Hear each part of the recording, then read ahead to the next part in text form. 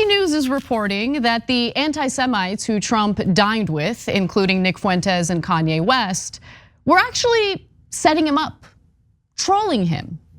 At least that's what the anti-Semites claim. Now, do we buy it? Let's get to the details and we'll figure this all out. Now, Trump received a lot of backlash, as we know, for having this dinner with these anti-Semites in the first place, and he immediately jumped to damage control. Now, Nick Fuentes, though, says this about the dinner. He told this to NBC News, quote, "We saw everybody in the dining room get up and start applauding, and then the president entered. He greeted us and he invited Ye into dinner, and Ye said he wanted to bring us with him to the table. So we walked in and Ye took some pictures with some of the guests in the dining room, and then we sat down at the table." Now, Trump apparently, according to this NBC News report, made sure they sat at his specially reserved table on the patio for all to see, according to Fuentes. Okay, well, we all saw, so congratulations on that. Trump advisors, though, who spoke to NBC, think that this is all part of a setup. Okay, so one longtime Trump advisor who doesn't have the cojones to go on record, who didn't want to go on the record criticizing his preferred candidate, said it was clear that Fuentes' presence was part of a headline-grabbing setup. The master troll got trolled, the advisor said. Kanye punked Trump. And that's your preferred candidate, the guy who got punked by Kanye West and Nick Fuentes? Okay, let me continue.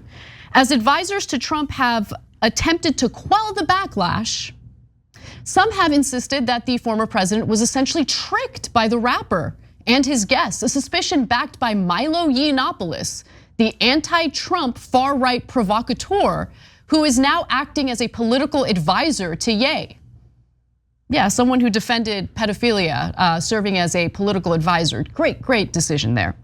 Now, Yiannopoulos said that he was the, quote, architect of the plan to have Fuentes travel with Ye in the hopes of slipping him into the dinner with Trump. The intent, according to Yiannopoulos, was for Fuentes to give Trump an unvarnished view of how a portion of his base views his candidacy. And so how do they view his candidacy? Yiannopoulos told NBC News this: "I wanted to show Trump the kind of talent that he's missing out on by allowing his terrible handlers to dictate who he can and can't hang out with. I also wanted to send a message to Trump that he has systematically, repeatedly neglected, ignored, abused the people who love him the most, the people who put him in office. And that kind of behavior comes back to bite you in the end."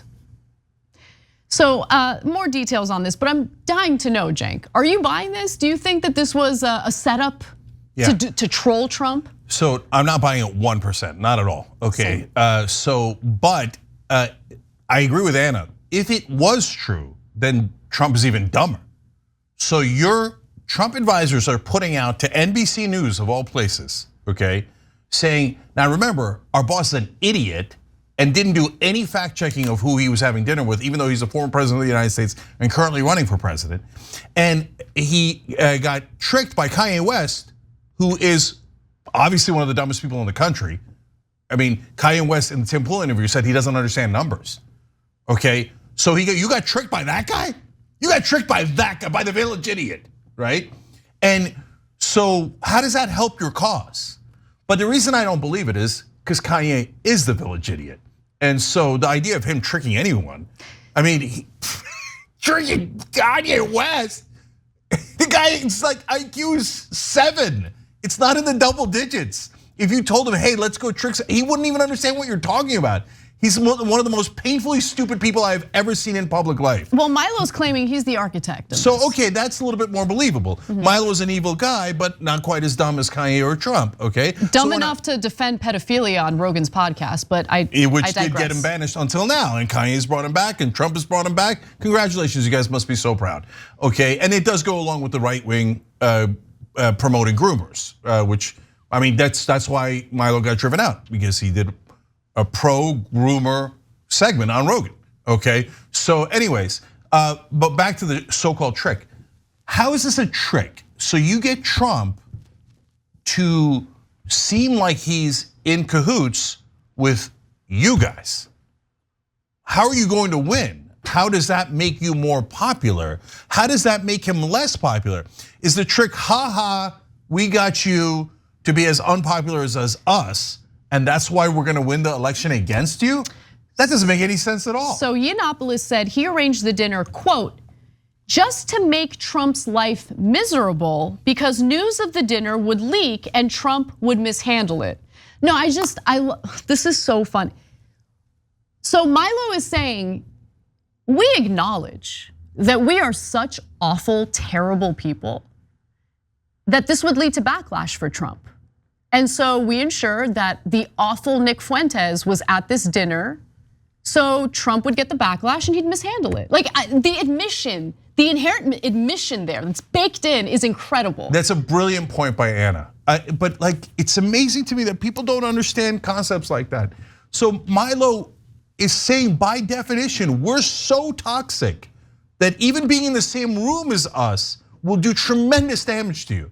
And that's why we're gonna win the election? Amazing. And remember, Milo is now Kanye's campaign manager. So he thinks this is gonna help Kanye. But remember, there is one person in the room that is actually playing everyone, and it is Milo. Does he think Kanye can win? Of course not, of course not. Does he know that as a guy who was a pedophilia advocate, he's not going to be the campaign manager for the winning presidential candidate? Of course. Does he? I mean, literally, he has a pedophile advocate, a racist, and an anti-Semite walk into a meeting with Trump. Yep. Right? But I think that all Milo is doing is trying to get back in the game. And 1000%, yes. And so he's not just burning Trump, he's burning Kanye. He doesn't care. And he doesn't care at all. But to be fair to Milo, I mean, look, who wouldn't rob Kanye? And who wouldn't rob Trump? They're the two dumbest people in America. You know who wouldn't? People like us. I know, because we're too moral. But I tell you, look, given all the terrible things that they've done, put me in a room with them. I'll walk out with $1 billion before you know what hit you. If he has $1 billion. Yeah, well, I mean, neither one of them do, actually. That's the problem. I mean, I don't know if you heard, Kanye says that Jewish people froze his bank accounts after he didn't pay his taxes. What a moron. What a moron. Doesn't understand anything in the world. Now, final part about this is Trump's reaction, okay? Because apparently Trump fumed afterward because he felt that Ye had betrayed him by ambushing him with Nick Fuentes at this dinner. And he said, quote, he tried to F me. He's crazy, he can't beat me, Trump said, according to one confidant who then relayed the conversation to NBC News on the condition of anonymity to discuss private conversations. So look, this wouldn't stand up in a court of law, that's hearsay. But do I think Trump said it? Yeah, I do. Especially that one part, he can't beat me. 100%, Anna. See, that's why mainstream media drives me crazy. And this is not even about politics. Like, do you guys not understand what Trump is mad about? Trump isn't mad that Kanye is an anti-Semite. He's declared after dinner that he had said nothing anti-Semitic. He isn't mad that Fuentes is racist. He never denounced Fuentes at all, right? He's had 1,000 opportunities. It's been a week. He still hasn't denounced Fuentes. He hasn't denounced Milo. He hasn't denounced any of them. Okay, so the thing that Trump is upset about is that Kanye asked him to be his VP. You have two dum-dums talking to one another. It's incredible. They both live in completely alternate realities. And Kanye is like, okay, I'm so obviously gonna become president. Trump, do you wanna be my VP? And Trump, meanwhile, is like, oh, how dare you? Why? Because he's anti-Semitic and your daughter and he's like, how dare you think you're above me? That's what Trump's upset about. It's amazing. He said it, it's in the quote in the story. Yet news writes it as Trump upset that he got punked by and didn't know that these guys were racist and anti-Semitic. Then why are you running cover for him? That's not what he said at all. He was upset because Kanye had a bigger ego than him. It's amazing, it really is.